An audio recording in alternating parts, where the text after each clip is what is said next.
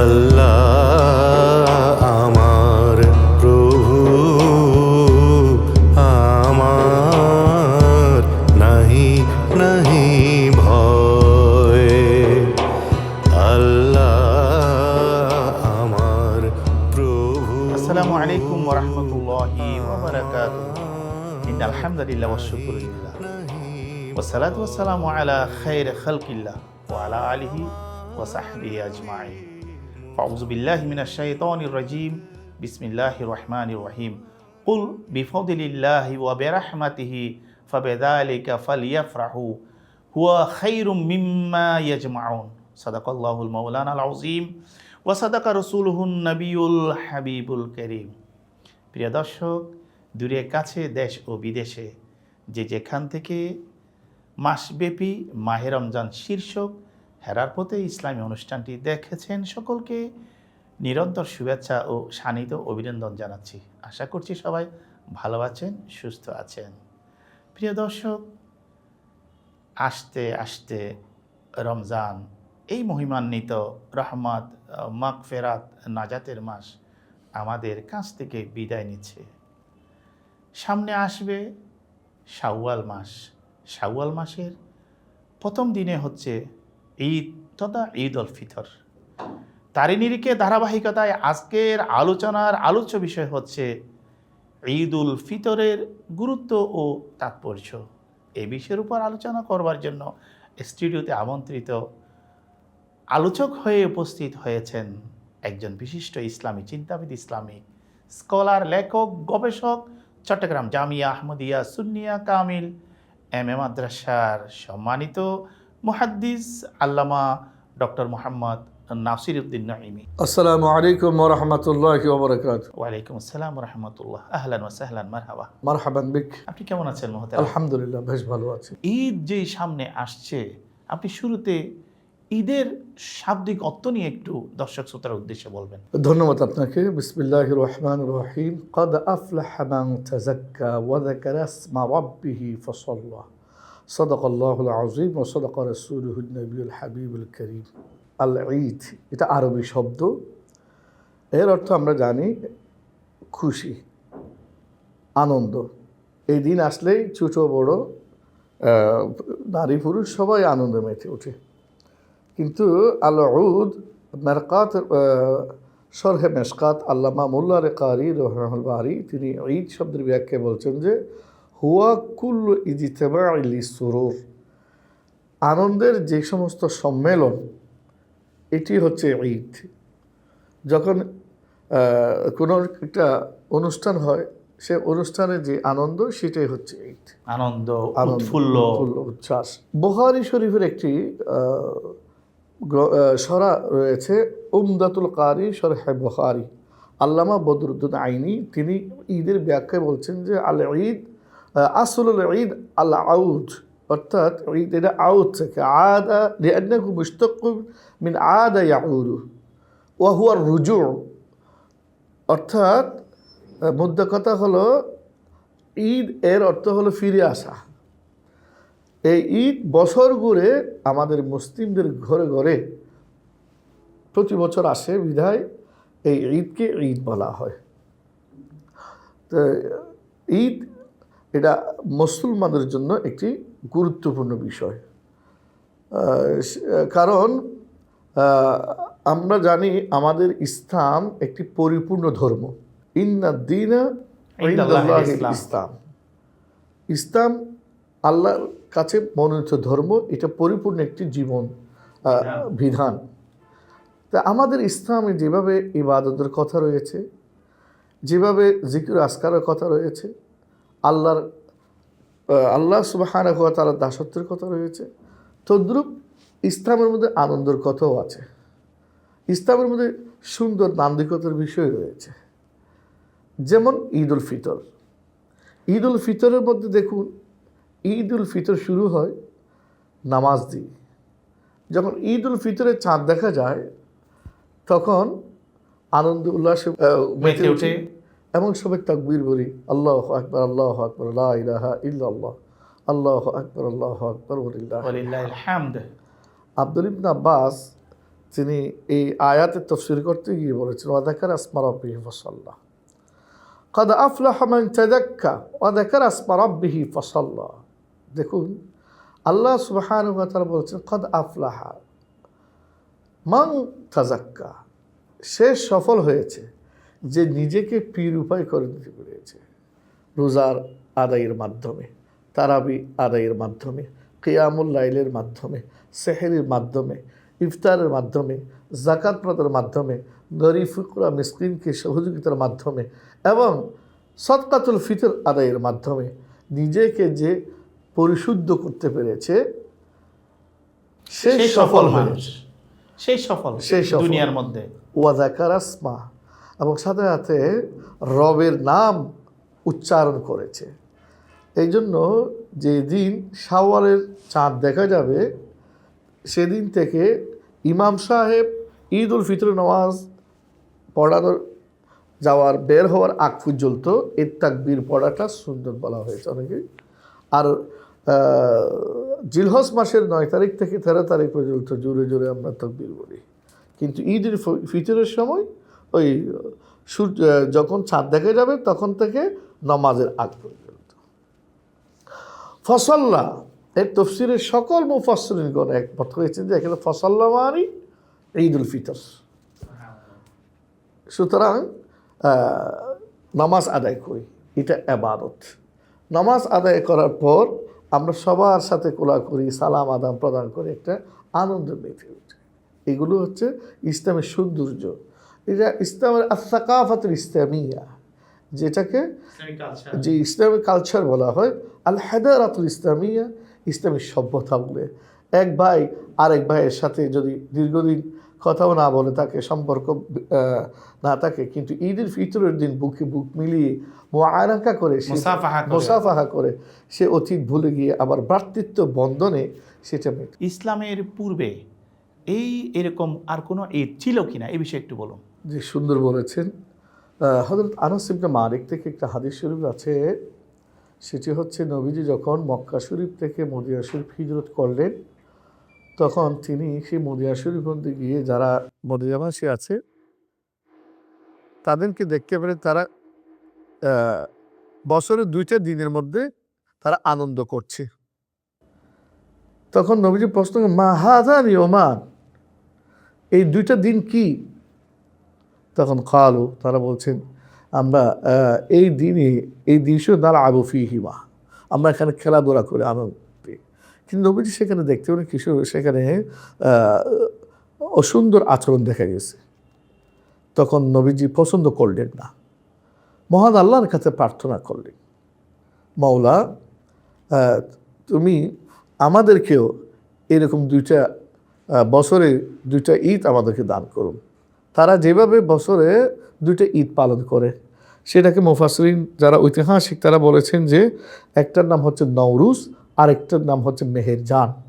নওরুজ এবং মেহেরজান নামে তারা 2টি ঈদ পালন করত। তখন নবীজি সিদ্দিক আকবরকে ডাকলেন, এ আবু বকর সিদ্দিক, এটা হচ্ছে ইয়া আবা বকর লিকুল্লি কওমিন ঈদুন ওয়া হাযা ঈদুনা, প্রত্যেক কওমের ঈদ আছে, আনন্দ আছে, আনন্দ অনুষ্ঠান আছে। এই ঈদুল ফিতর, এই যে শাওয়ালের 1ম তারিখ 30 রোজার পরে এই দিনটা হচ্ছে আমাদের ঈদের দিন, এটার নাম হচ্ছে ঈদুল ফিতর। সাথে সাথে নবীজি হাদিস শরীফ বলেছেন, আল্লাহ তোমাদেরকে এই নওরুজ মেহেরজান নামে যেই ঈদ পালন করো তার পরিবর্তে আল্লাহ বদলে দিয়েছেন তোমাদেরকে কদ আবদা আলাকুম, আল্লাহ পাক রব্বুল আলামিন পাল্টিয়ে দিয়েছেন এই 2টার পরিবর্তে খাইরা মিনহুমা, এই 2টা থেকে নওরুজ এবং মেহেরজান থেকে অনেক অনেক উত্তম 2টি দিয়েছেন। একটি হলো ঈদ উল ফিতর শাওয়ালের 1ম তারিখ, আরেকটা হলো ঈদ উল আদাহা জিলহজ মাসের 10ম তারিখ। এ হচ্ছে ঈদ উল ফিতর ঈদ উল আদাহার ঐতিহাসিক ঘটনা এবং তাৎপর্য, কেন এটি মানে ঈদ উল ফিতর ঈদ উল আদাহা আল্লাহ আমাদেরকে দিয়েছেন। আমরা অনেক সময় দেখা যায় চাঁদ দেখার সাথে সাথে আমরা মুহূর্তের মধ্যে আমরা উচ্ছ্বসিত হই, আনন্দিত হই, শরীয়ত বিরোধী কাজে লিপ্ত হয়ে যায়। তো এটি তো ইবাদতের একটি সুবর্ণ সুযোগ আছে, আল্লাহর দরবারে দোয়া কবুল হয়, এই বিষয়ে একটু বলুন। আপনার উপস্থাপনা আমার একটা হাদিস শরীফ মনে পড়েছে। হযরত আব্দুল্লাহ ইবনে ওমর এবং আব্দুল্লাহ ইবনে আব্বাস তারা সহ অনেকেই এই হাদিসটা রওয়ায়াত করেছেন। মোহতারাম, আপনার কাছে যে প্রশ্ন রেখেছি আমরা শুনবো, সময় হয়েছে বিরতিতে যাবার। প্রিয় দর্শক, সময় হয়েছে এই বিরতিতে যাওয়ার। ততক্ষণ আপনাদের প্রিয় ইসলামী অনুষ্ঠানটির সাথেই থাকুন। لبيك اللهم لبيك لبيك لا شريك لك لبيك إن الحمد। দুই প্রমাণ গ্রুপের পক্ষ থেকে আপনাদেরকে আন্তরিক শুভেচ্ছা ও অভিনন্দন জানাচ্ছি। আমাদের এই দুই প্রমাণ গ্রুপে যাত্রা শুরু হয় 2012 সাল থেকে। হজ, উমরা, টিকিট, ভিসা সকল সার্ভিসগুলো আমরা এই একই ছাতার নিচে দিচ্ছি। আপনাদের এই সেবাগুলো গ্রহণ করার জন্য আমাদের পরিবার, এই দুই প্রমাণ পরিবারের সাথে আপনারা আস্থা রাখতে পারবেন, সেই প্রত্যাশা আপনাদের প্রতি রাখছি। আসসালামু আলাইকুম রহমতুল্লাহ। لبيك اللهم لبيك لبيك اللهم لبيك لبيك لا شريك لك لبيك إن الحمد। দুই প্রমাণ গ্রুপের পক্ষ থেকে আপনাদেরকে আন্তরিক শুভেচ্ছা ও অভিনন্দন জানাচ্ছি। আমাদের এই দুই প্রমাণ গ্রুপে যাত্রা শুরু হয় 2012 সাল থেকে। হজ, উমরা, টিকিট, ভিসা সকল সার্ভিসগুলো আমরা এই একই ছাতার নিচে দিচ্ছি। আপনাদের এই সেবাগুলো গ্রহণ করার জন্য আমাদের পরিবার, এই দুই প্রমাণ পরিবারের সাথে আপনারা আস্থা রাখতে পারবেন, সেই প্রত্যাশা আপনাদের প্রতি রাখছি। আসসালামু আলাইকুম রহমতুল্লাহ। لبيك اللهم لبيك। বিজ্ঞাপন বিরতির পর আবারও ফিরে আসলাম আপনাদের প্রিয় ইসলামী অনুষ্ঠানে। মোহতারাম, আপনি যেটি বলছিলেন, ঈদের রাতে বা ঈদের রজনীর যে ইবাদত আল্লাহর দরবারে কবুল হওয়ার একটি সুবর্ণ সুযোগ। উম্মত মুহাম্মদকে এমন 5টি রজনী দিয়েছেন যে 5টি রজনীতে ইবাদত করে আল্লাহর নৈকট্য অর্জন করা যায়।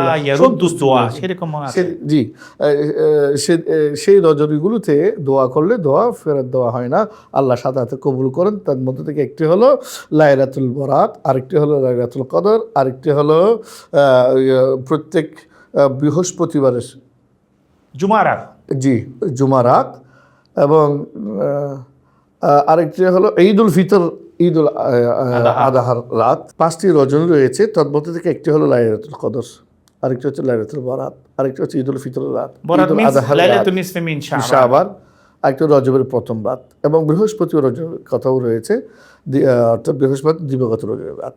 এই রাতগুলোর মধ্যে বান্দা আল্লাহর কাছে দোয়া করলে, ইবাদত করলে সাথে সাথে কবুল হয়, ফেরত দেওয়া হয় না।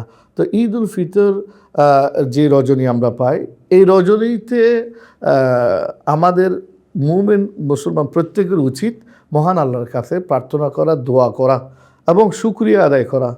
হে আল্লাহ, আমাকে সুস্থ রেখে 30 রোজা রাখার তুমি তৌফিক দিয়েছ, সেই জন্য তোমার দরবারে শুকরিয়া। সেই হিসেবে আল্লাহর কাছে সিজদায় পড়ে থাকা, কোরআন তেলাওয়াত করা, ইবাদত করা, দোয়া করা, এবং আগামী বছর যেন আবার সেই মাহে রমজান পেয়ে, এই রহমত মাগফিরাত নাজাতের মাস পেয়ে নিজেকে যেন পিউরিফাই করে নিতে পারে, সেই জন্য মহান আল্লাহর কাছে দোয়া করা, এবং আগামী 1 বছর যেন সুন্দর করে চলে।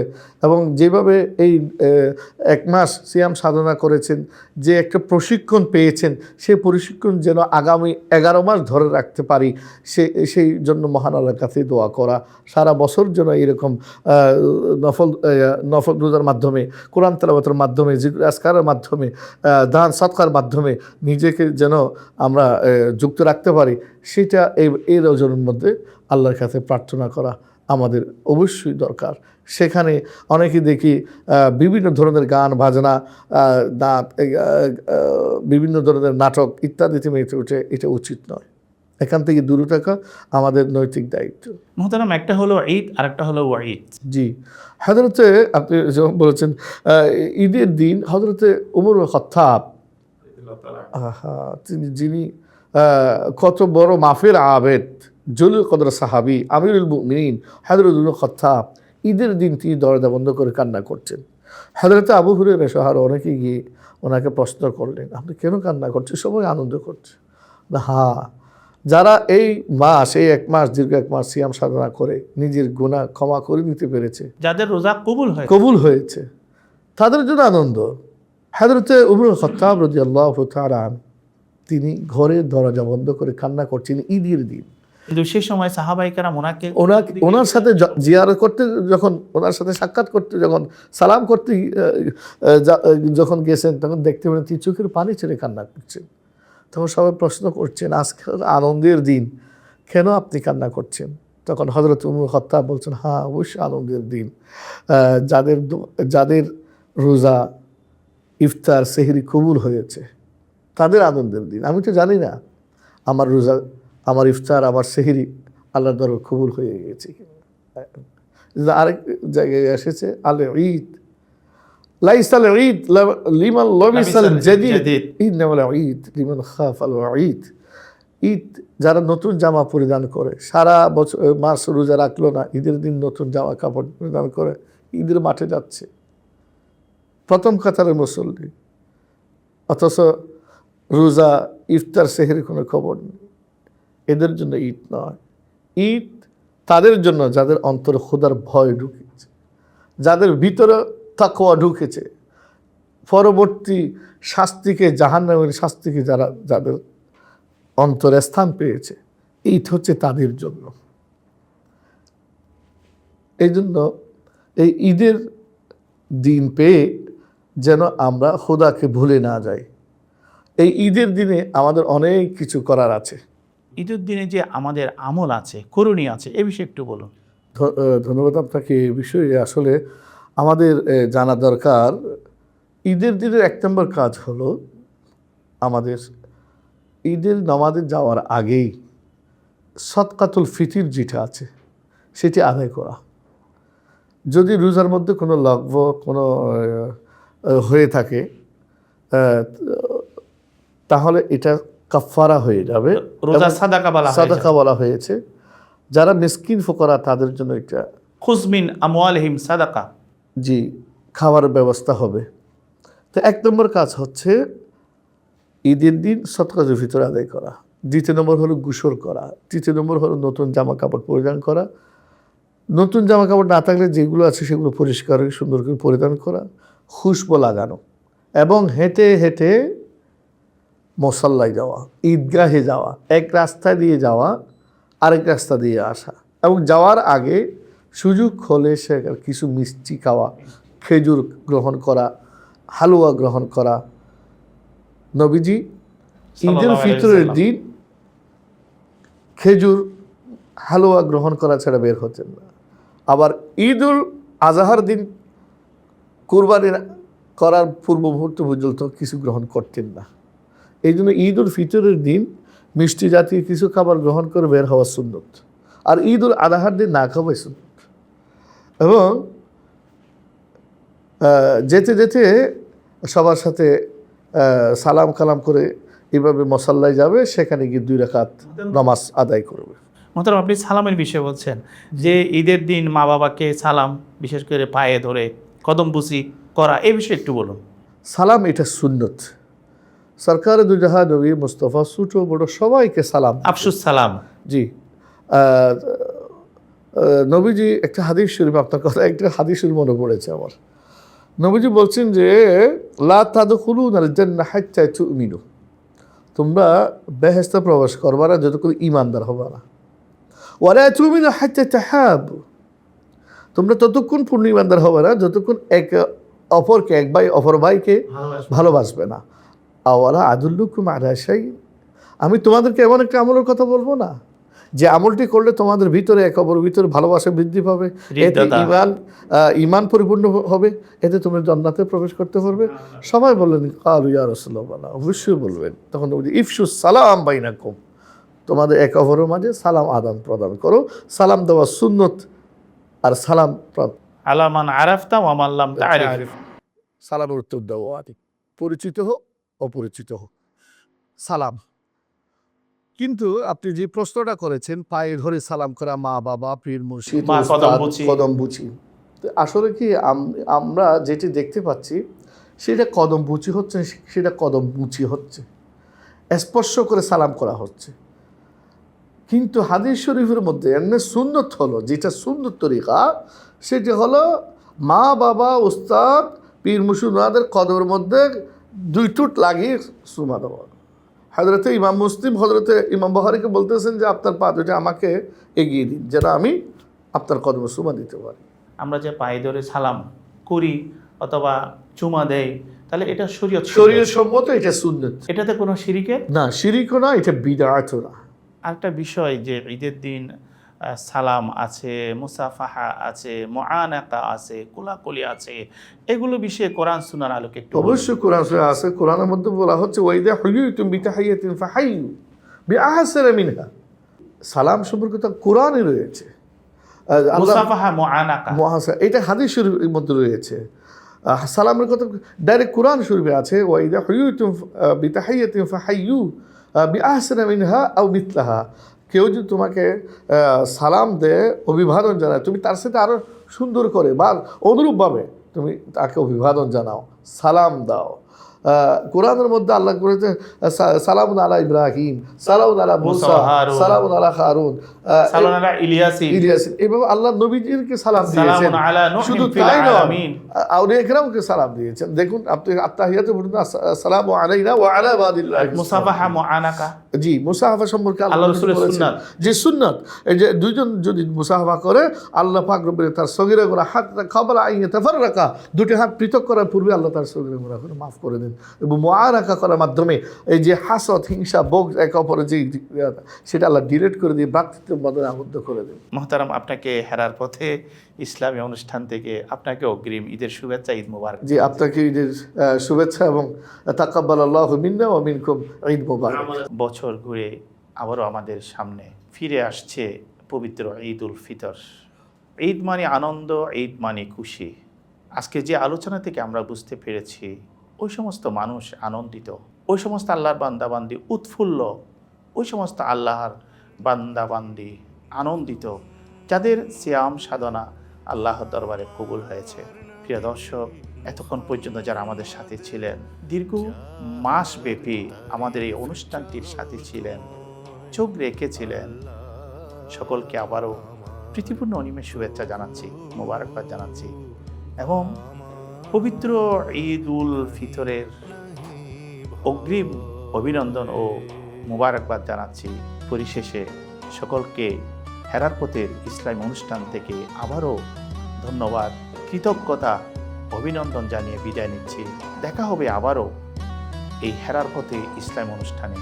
সবাই ভালো থাকুন, সুস্থ থাকুন, নিরাপদে থাকুন। আসসালামু আলাইকুম ওয়া রাহমাতুল্লাহি ওয়া বারাকাতুহু। لبيك اللهم لبيك لبيك لا شريك لك لبيك إن الحمد। দুই ফ্রমান গ্রুপের পক্ষ থেকে আপনাদেরকে আন্তরিক শুভেচ্ছা ও অভিনন্দন জানাচ্ছি। আমাদের এই দুই ফ্রমান গ্রুপে যাত্রা শুরু হয় 2012 সাল থেকে।